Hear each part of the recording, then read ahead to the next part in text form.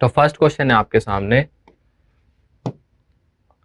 इसमें आपको अलग अलग ए नोट की वैल्यूज दी है किसी रिएक्शन के लिए रिएक्टेंट से प्रोडक्ट, और उसके कॉरेस्पॉन्डिंग अलग अलग टी हाफ की वैल्यूज दी है, और बोला है कौन कौन से स्टेटमेंट इनमें से करेक्ट है। एक से ज्यादा भी सही हो सकते हैं। तो पहला है आपको ऑर्डर ऑफ द रिएक्शन ही बताना है। तो ऑर्डर ऑफ द रिएक्शन बताने के लिए आप कौन सा एक्सप्रेशन यूज करोगे, T half is inversely proportional to A nought की पावर n-1। जो याद करो मैंने कब पढ़ाया था, ये जब मैं पढ़ा रहा था methods of finding the order, तो उसमें था एक, जब इनिशियल कंसंट्रेशन अलग अलग दी होगी और उनके कॉरेस्पॉन्डिंग अलग अलग टी हाफ दिया होगा, तब आप ऐसे ऑर्डर ऑफ द रिएक्शन निकालोगे। मैं एक बार बता देता हूँ, 0.1, 0.025, 200, 100। 0.1 दिया है, 0.025 दिया है, इसके कॉरेस्पॉन्डिंग टी हाफ 200 है और इसके कॉरेस्पॉन्डिंग टी हाफ 100 है। ये ए नोट है। तो करो, इनवर्स रिलेशन है ना, तो क्या आ जाएगा, ये है ना T half inversely proportional to A nought की पावर n-1। तो क्या हो जाएगा 200/100। तो अब ये वैल्यू रखोगे ऊपर 0.025 अपॉन 0.1 और इसकी पावर n-1। ये कितना हो गया 2, ये कितना हो गया नीचे 100 आ जाएगा, तो ये गया 4 बार, यानी आ गया आपका 2 = 1/4 की पावर n-1। अब आपको ये सॉल्व करना है n की वैल्यू, तो log लगा लो, log 2 = n-1 log 1/4। इसको कैसे करोगे, log 2 = n-1 माइनस यहाँ पे आ जाएगा और ये हो जाएगा log 4, 4 की पावर -1 वो बाहर आ गया। तो log 2 कितना हो गया 1 - n 2 log 2, log 2 से log 2 कैंसिल, तो 1 आ गया 2n-2, सॉरी 2 - 2n, तो 2n आ गया आपका 1, तो n आ गया आपका हाफ। मतलब ऑर्डर ऑफ द रिएक्शन आपका क्या हो गया है हाफ। ऐसे सोल्व करना था, वरना यहाँ पे वैल्यू भी पुट करके देख सकते हो। हमें नहीं पता होगा ना ऑर्डर क्या है, 1 2 करके नहीं आएगा, तो आपको ऐसे log लगा के सोल्व करना पड़ेगा। तो मतलब फर्स्ट वाला तो हमारा करेक्ट है, ऑर्डर ऑफ द रिएक्शन क्या है हाफ। अब अगला क्या बोला है, if A nought equals to 1 molar then T half is this. अब आपको देखो ए नोट दिए थे, टी हाफ दिए थे, अब वो बोल रहा है जब ए नोट 1 मोलर है, मतलब जब ये वैल्यू 1 मोलर होगी तब टी हाफ आपका कितना होगा। अब आपको पता चल गया है कि ऑर्डर कितना है हाफ, तो अब आप ये एक्सपेरिमेंट और ये एक्सपेरिमेंट उठा लो, तो क्या लिखोगे 0.1/1 इक्वल्स टू इसके कॉरेस्पॉन्डिंग मान लो x है टी हाफ और उसके कॉरेस्पॉन्डिंग 200 की पावर n-1 यानी हाफ -1। तो यहां से x की वैल्यू निकाल लेना, तो आपको ये भी पता चल जाएगा कि टी हाफ आपका कितना आ रहा है। The order of the reaction changes to 1 if the concentration of reactant changes from 0.1 to 0.05। एकदम गलत। आप कंसंट्रेशन चेंज करने से ऑर्डर कैसे बदल सकते हो, ऑर्डर आपका एक्सपेरिमेंटल क्वांटिटी है, वो कंसंट्रेशन चेंज करने से rate of the reaction change होता है, ऑर्डर कभी भी चेंज नहीं होता। मतलब ये भी गलत है, इसको सोल्व कर लेना, ये भी करेक्ट आ जाएगा। T half is 800 minutes for A nought equals to this. फिर आपको एक ए नॉट की वैल्यू पे टी हाफ पूछ रहा है, तो फिर आप इसको सोल्व कर लेना। कैसे सोल्व करोगे, इस बार कितना दिया है 1.6, इसके कॉरेस्पॉन्डिंग टी हाफ पूछ रहा है, तो वही फॉर्मूला लगा देना, ऑर्डर पता चल गया है। तो आपको पता चल जाएगा आपके कौन कौन से स्टेटमेंट करेक्ट है, ये वाला भी आपका करेक्ट आ जाएगा। तो इस टाइप का सवाल था ये। नेक्स्ट क्वेश्चन पर चलते हैं। फॉर ए रिएक्शन N2O5 से 2NO2 plus half O2 in a constant volume container, आपने कंटेनर में जिसका वॉल्यूम कांस्टेंट रख रहे हो, ये रिएक्शन कराई है। No products were present initially, initially केवल कौन प्रेजेंट था N2O5। The final pressure of the system when 50% of the reaction gets completed is. चलो अब इस रिएक्शन को कराते हैं। N2O5 2NO2 plus half O2। मान लो इनिशियल प्रेशर Pi है, Pi में से P गया तो ये कितना बनेगा 2P बनेगा और ये हाफ P बनेगा, क्योंकि 1 से 2 बन रहा है और 1 से हाफ बन रहा है, तो P कम होगा तो 2P बनेगा और हाफ P बनेगा। उसने बोला है final pressure of the system when 50% of the reaction gets completed.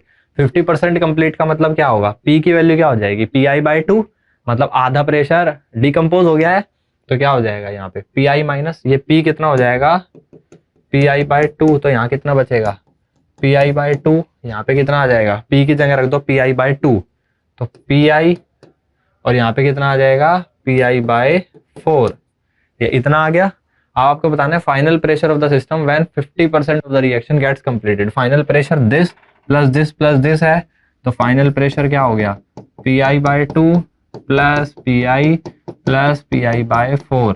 Pi common ले लो, एलसीएम कितना आ जाएगा 2 1 4 का 4 तो ये आ जाएगा 2 + 4 + 1 यानी 4 5 है 7 यानी 7/4 आपका पी फाइनल आ गया 7/4 PI।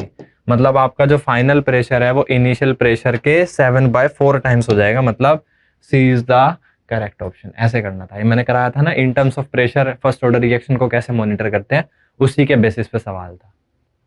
नेक्स्ट क्वेश्चन पर चलते हैं, तो आसान है। A + B से C + D if the volume of the reaction mixture is suddenly reduce to 1/3 of its initial value. आपने वॉल्यूम को 1/3 टाइम कर दिया है, तो बोल रहा है रिएक्शन का रेट अब x टाइम्स हो गया, तो आप x की वैल्यू बता दो। एक बात बताओ, अब उसने बोल दिया कि एलिमेंट्री रिएक्शन है। एलिमेंट्री रिएक्शन के लिए जो हम रेट होता है वो लॉ ऑफ मास एक्शन के थ्रू लिखते हैं। तो आपका रेट आसानी से क्या आ गया, K A एंड B, ये आ गया आपका रेट। अब आपने वॉल्यूम को रिड्यूस कर दिया 1/3, तो ये सब कंसंट्रेशन है ना। तो अगर आपने वॉल्यूम को 1/3 किया है तो सबकी कंसंट्रेशन 3 टाइम्स हो जाएंगी, इसकी भी और उसकी भी। तो ये क्या हो गया 3A और ये कितना हो गया 3B। तो रेट क्या आ गया 9KAB। तो ये KAB तो इनिशियल था, अब R2 हो गया, तो कितना आ गया 9/R1 मतलब 9 टाइम्स हो गया आपका रेट। ऐसे ही सवाल में कंसंट्रेशन को चेंज करा सकता है, डायरेक्टली बोल सकता है कि मैंने कंसंट्रेशन डबल कर दी है, तो कितना हो जाएगा इसकी डबल उसकी डबल यानी 4 टाइम्स। कुछ भी करा सकता है, वॉल्यूम के रेस्पेक्ट में भी और नंबर ऑफ मोल के रेस्पेक्ट में भी, यानी कंसंट्रेशन के रेस्पेक्ट में भी आसानी से करा सकता है। नेक्स्ट क्वेश्चन पर चलते हैं। Drug x becomes ineffective after 50% decomposition. बोल रहा है एक ड्रग एक्स जो इनइफेक्टिव हो जाती है जैसे ही वो कितना डिकम्पोज हो जाए 50%। The original concentration of drug in A bottle was 60 milligram पर ml। ओरिजिनल कंसंट्रेशन ड्रग की बोतल में इतनी थी, विच बिकम्स 4 ग्राम पर ml इन 12 मंथ्स। 12 महीने के बाद कितनी कंसंट्रेशन हो गई 4 मिलीग्राम पर ml। The expiry time of the drug in months. वो पूछ रहा है कि आपकी जो ड्रग है वो मंथ्स के रेस्पेक्ट में बताओ कि कितने महीनों बाद एक्सपायर हो जाएगी। अब एक्सपायर होने का मतलब क्या है, इनइफेक्टिव हो जाए। तो उसने बोला है 50% डिकम्पोजिशन के बाद आपकी ड्रग क्या हो जाती है इनइफेक्टिव। अब उसने ये भी बोल दिया कि वो फर्स्ट ऑर्डर काइनेटिक्स को फॉलो करता है, तो आपसे वो वाला टाइम पूछ रहा है जब ये 50% डिकम्पोज हो जाए, क्योंकि तब एक्सपायर हो जाएगी, इनइफेक्टिव हो जाएगी। मतलब टी हाफ पूछ रहा है, और फर्स्ट ऑर्डर का टी हाफ क्या होता है 0.693/K। क्या होता है 0.693/K। तो अगर आपको K पता चल जाए तो आप आसानी से एक्सपायरी टाइम बता दोगे ड्रग का। K कौन बा कोई भी बता देगा, K का फॉर्मूला लगा लो 1/T ln A0/AT होता है। 1/T कितना है 12 मंथ्स में, ln इनिशियल कितनी थी 16 और फाइनल कितनी हो गई 4। तो बस इसको सोल्व कर लेना, K आ जाएगा यहाँ पे रख देना, तो आपका T हाफ आ जाएगा और वही आपका आंसर होगा। क्योंकि 50% डिकम्पोज होने के बाद इनइफेक्टिव हो रही है, तो आपका एक्सपायरी टाइम क्या होगा T half that is 0.693/K। बस थोड़ा सा कंफ्यूजन था ये क्या एक्सपायरी टाइम वगैरह पूछ लिया, लेकिन ढंग से पढ़े से तो बहुत आसान है। Time required for 99.9% completion of a first order reaction is filling the blanks times the time required for completion of 90% reaction। मतलब वो क्या पूछ रहा है आपका, कौन सी फर्स्ट ऑर्डर रिएक्शन है ना, T 99.9% is x times of T 90%, और ये x की वैल्यू पूछ रहा है। मतलब एक तरीके से रेशियो पूछ रहा है T 99.9% बाय T 90% का। कर लेते हैं सोल्व। क्या लगाओगे फॉर्मूला, K बराबर 1/T ln A0/AT। ठीक है, अब मैं निकाल रहा हूँ T 99.9%, तो आएगा 1/K ln इनिशियल A0 मान लो 100% था, तो 99.9% का मतलब क्या, उतना रिएक्टेंट कंज्यूम हो गया 100 में से, तो कितना बचेगा 0.1, यानी आएगा 100/0.1। चलो, तो ये गया आपका ln 1000। ऐसे ही बताओ T 90% कितना हो जाएगा 1/K ln 100/90% कंज्यूम, बचेगा 10, तो ये आ गया ln 10/K, और ये आया ln 1000/K। इतना आ गया। ln 1000 को क्या लिख सकता हूं मैं 10 का क्यूब, तो 3 ln 10/K, और यह है ln 10/K, तो दिस बाय दिस क्या हो जाएगा T 99.9% bye T 90%। ln 10/K से ln 10/K कट जाएगा, तो आंसर आ जाएगा 3, और यही पूछा था, तो आंसर आ जाएगा आपका 3 टाइम्स हो जाएगा। ऐसे सिंपल। अगर इसी सवाल को वो बोल दे जीरो ऑर्डर रिएक्शन, तो एक तो गधा बच्चा होगा जो फॉर्मूला लगाएगा ए टी बराबर A naught minus K T, यहाँ से के टी निकालेगा कि A naught minus A T by K, यहाँ पे वैल्यूज रखेगा, टी 99.9% निकालेगा, फिर टी 90% निकालेगा और फिर सोल्व करेगा। और जो होशियार बच्चा होगा वो क्या करेगा, T 99.9% by T 90% equals to 99.9 by 90। ये ट्रिक बताई थी ना मैंने जीरो ऑर्डर के लिए कि T X upon Y, T X upon T Y equals to X upon Y, but only for zero order reaction. First order में आपको सोल्व ही करना पड़ेगा। Next question, consider the two different first order reaction. दो आपको first order reaction दिया है, ए plus B से सी बन रहा है और पी से क्या बन रहा है, Q. The ratio of the half life of reaction 1 ratio reaction 2 is 5 ratio 2। आपको फर्स्ट रिएक्शन का हाफ लाइफ और दूसरी रिएक्शन का हाफ लाइफ का रेशियो दिया है, that is 5 ratio 2। If T1 and T2 represents the time, ढंग से पढ़ो, T1 कौन सा टाइम है, to complete 2/3 of reaction 1। T1 आपका किसके बराबर है, कंप्लीट हो गई ना 2/3, यानी T2/3, और T2 किसके बराबर है, T4/5। और आपसे पूछ रहा है कि T1/T2 बता दो, मतलब इसका रेशो पूछ रहे हो, इसका। ठीक है, कौन सा ऑर्डर की रिएक्शन है दोनों, फर्स्ट ऑर्डर रिएक्शन। 5 रेशो 2 उसने हाफ लाइफ का रेशो दिया है। चलो 2/3 4/5 सोल्व करते हैं। हमें क्या निकालना है, 2/3 एंड T4/5। कैसे ऑर्डर की रिएक्शन है, फर्स्ट ऑर्डर ना, और उसने उतना दे दिया कि 5 रेशो 2 मेरा हाफ लाइफ का रेशो है, मतलब T half first reaction by T half second reaction 5/2 दिया है। अब दोनों जो रिएक्शन है वो फर्स्ट ऑर्डर है, तो टी हाफ 0.693 बाय के होता है। तो अगर मैं इससे लिखूं 0.693 बाय फर्स्ट ऑर्डर का rate constant, 0.693 by second order का रेट कांस्टेंट 5/2, क्योंकि अलग अलग रिएक्शन है तो अलग अलग रेट कांस्टेंट होगा। तो यहां से मेरा K2/K1 आ गया 5/2। ये मुझे पता चल गया, ये यूज होगा आगे, इसलिए निकाला है मैंने। अब बताओ T2/3 कितना हो जाएगा, 1/K फर्स्ट रिएक्शन का है ना, ln T2/3। अगर ये A0 है तो कितना बचेगा, 2/3 कंप्लीट हो गया, तो 1/3 ऑफ A0, तो 3A0/A0 हो जाएगा। तो ये तो आ गया 1/K1 ln 3। ऐसे ही T4/5 1/K2, ये दूसरे रिएक्शन का है, ln A0। 4/5 कंज्यूम हो गया तो 1/5 बचेगा, तो ऊपर गया 5, यानी ln 5/K2।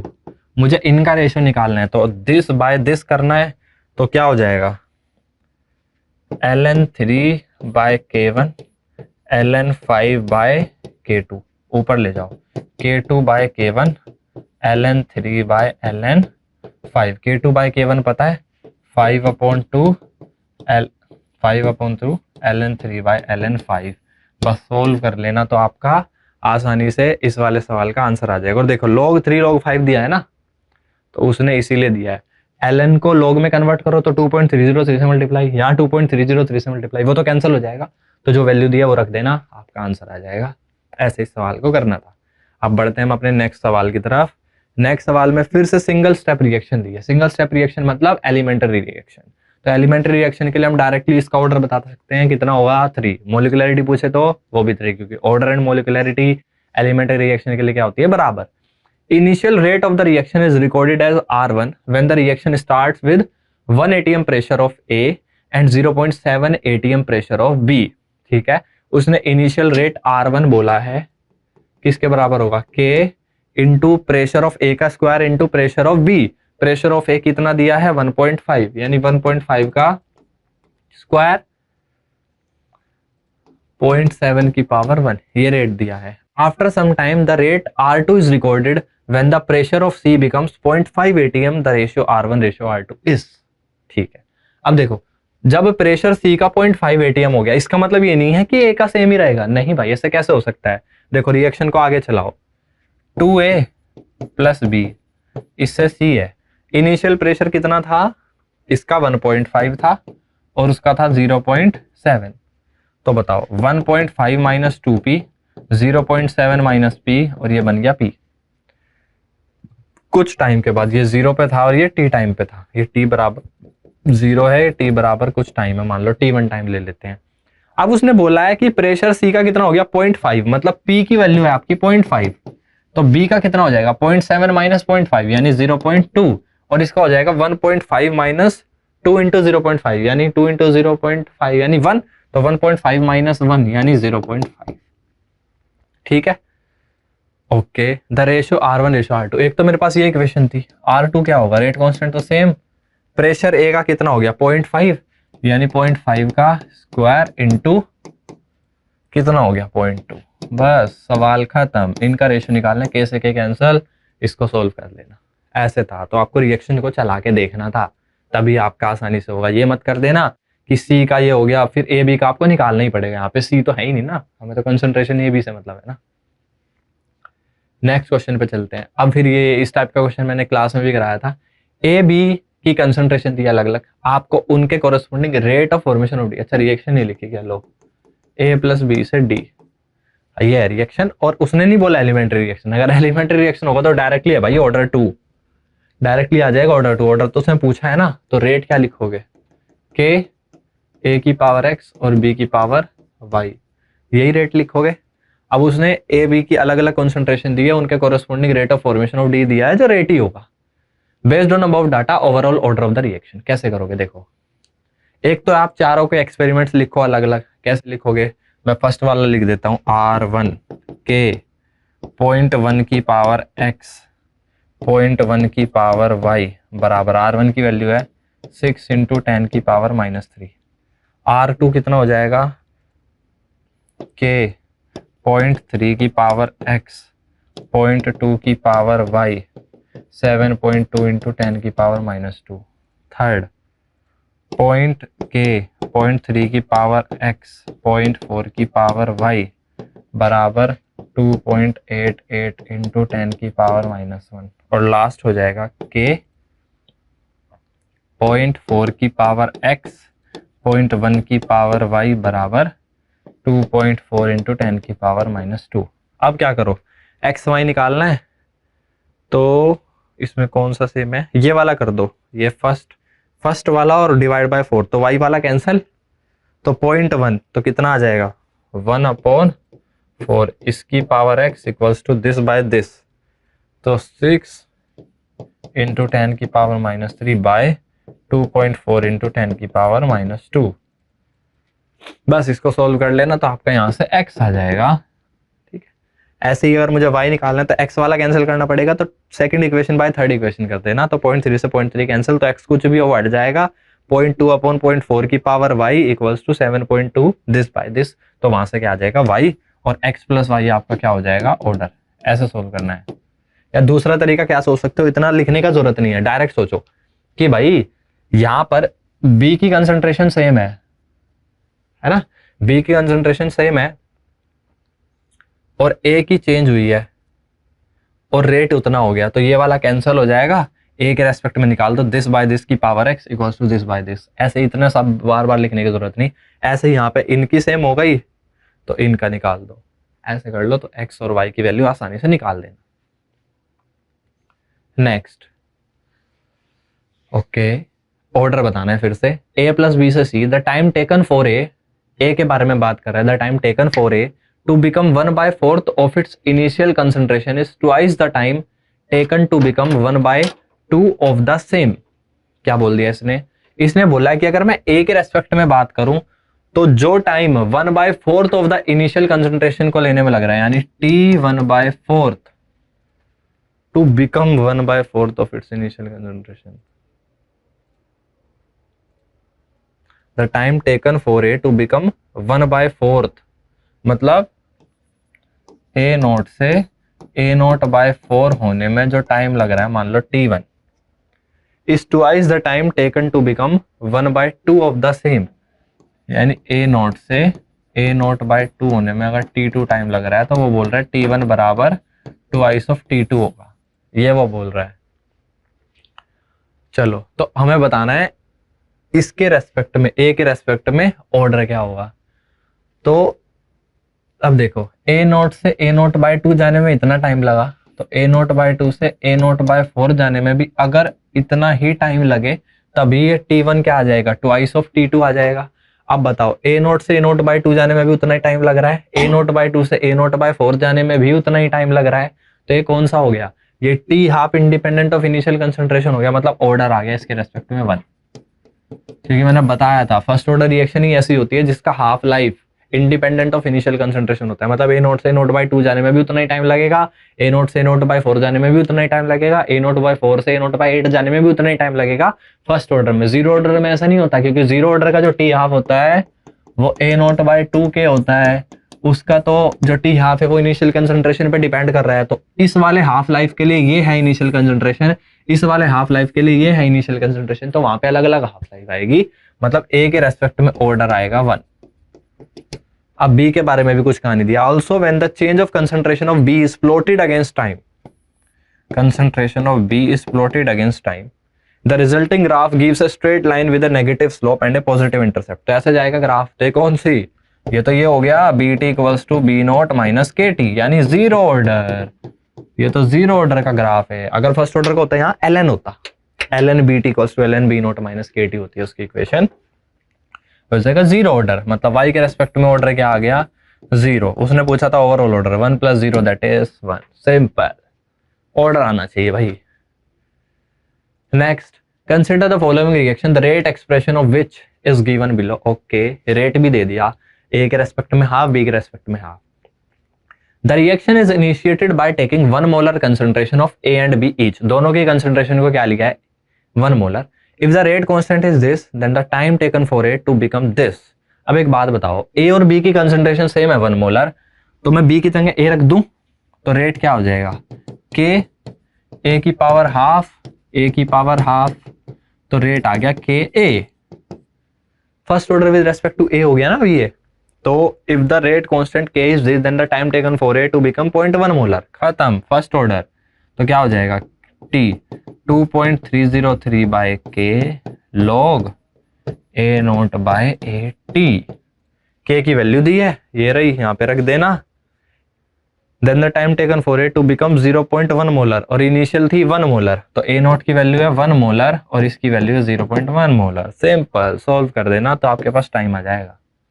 यही गेम था, वरना तुम्हें समझना आता कि हाफ ऑर्डर है, इसका कौन सा फॉर्मूला लगाऊं, भाई ऐसे सॉल्व करना था। उसने ए बी की बराबर दी है ना इनिशियली 1 मोलर, तो ये रख दी ना, रेट बराबर के हो जाएगा, हाँ सही है, ठीक है। Next, given below are 2 statement.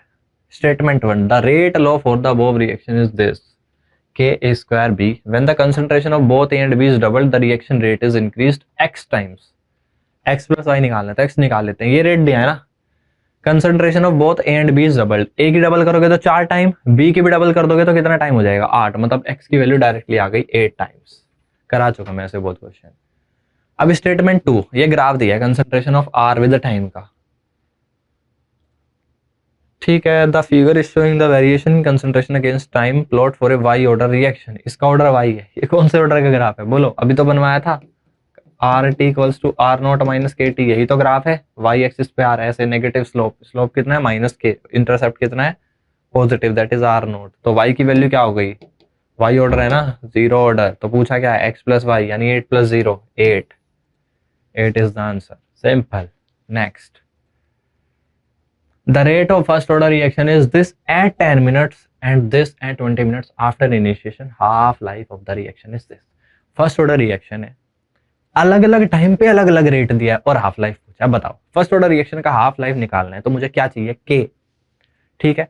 अब कई बार तो वो क्या करता था, अलग अलग कंसंट्रेशन पे अलग अलग रेट देके तब हम ऑर्डर निकाल सकते हैं, बट अलग अलग टाइम पे अलग अलग रेट दिया है फर्स्ट ऑर्डर का, तो हमें क्या निकालना है K। कैसे निकालेंगे, देखो रेट का मेरा फॉर्मूला होता है फर्स्ट ऑर्डर के लिए ये, तो रेट किसी भी टाइम पे तो उसी टाइम पे कंसंट्रेशन उसकी। अब बताओ R at any time t क्या आ जाएगा K A T A note e की पावर माइनस के टी, यही होगा बोलो, किसका इक्वेशन है फर्स्ट ऑर्डर का, यही है। चलो अब 10 मिनट पे रेट दिया है 0.04, लो K A नोट कुछ भी वैल्यू होगी e की पावर माइनस 10 मिनट पे दिया है, यानी -10 K ऐसे ही 20 मिनट पे दिया है 0.03 के ए नॉट ई की पावर माइनस 20 मिनट पे 0.03। हाँ तो 20 के बस डिवाइड कर दो, के नोट से के नोट कैंसल, बस यहाँ पे के बचेगा, कर दो, क्या बचा 4/3 इक्वल्स टू ई की पावर -10 के बाई ई की पावर -20 के, तो ई की पावर 10 के हो गया। ln लगा दो तो वहां से ई हट जाएगा, तो ln 4/3 इक्वल्स टू 10 के, बस इसको सोल्व कर लेना। log 2 log 3 दिया है बट यहाँ तो ln 4 है, तो 2.303 क्या हो जाएगा log 4/3 इक्वल्स टू 10 के। ठीक है, log 4 माइनस log 3 हो जाएगा ये। log 4 को क्या लिख लेना, log 2 log 3 यूज करो और k निकाल लो। k आ गया, हाफ लाइफ पूछा है, t half equals to 0.693 by k। Solve कर लेना, आंसर आपका आसानी से आ जाएगा। ये था, ये थोड़ा ट्रिकी क्वेश्चन था, आपको ऐसे सोल्व करना था, अलग अलग टाइम पे अलग अलग रेट दिया तब हाफ लाइफ पूछी है। नेक्स्ट, रेट बराबर के, तो क्या पता चला मुझे इससे, फर्स्ट ऑर्डर रिएक्शन है भाई, फर्स्ट ऑर्डर रिएक्शन है। 50% of as decompose in 120 minutes, वो बोल रहा है कि 50% डिकम्पोज हो गई 120 मिनट्स में, मतलब टी हाफ है 120 मिनट्स, 50% डिकम्पोज टी हाफ ही तो होता है। द टाइम टेकन फॉर ए और 90% डिकम्पोजिशन ऑफ, अरे यार इससे आसान क्या ही पूछेगा। टी हाफ 120 मिनट दिया है, तो टी हाफ क्या होता है 0.693 बाय के बराबर 120 मिनट, तो के आ गया आपका यहाँ से 0.693 बाय 120, यूनिट आ गई मिनट इनवर्स, जो कि फर्स्ट ऑर्डर की के की यूनिट होती है। The time taken for 90% decomposition, 90% decomposition यानी टी 90% क्या हो जाएगा 1/k ln ए नोट बाय 90% डिकम्पोज हो गया, तो कितना बचा 10/100 ऑफ ए नोट, बस के की वैल्यू डाल दो, क्या हो जाएगा वहां पे 120/0.693 ln 10 हो जाएगा। बस इसको क्या लिख लेना 2.303 log 10 क्या होता है 1, तो आंसर आ गया 120 इंटू 2.303 बाय 0.693, ये आ जाएगा आपका मिनट्स में, क्योंकि यहाँ पे मिनट इनवर्स में वैल्यू रखी थी उसने, मिनट्स में ही पूछा है, तो दैट इज द आंसर। बस सॉल्व करना है, वो आपका काम है, कर लेना।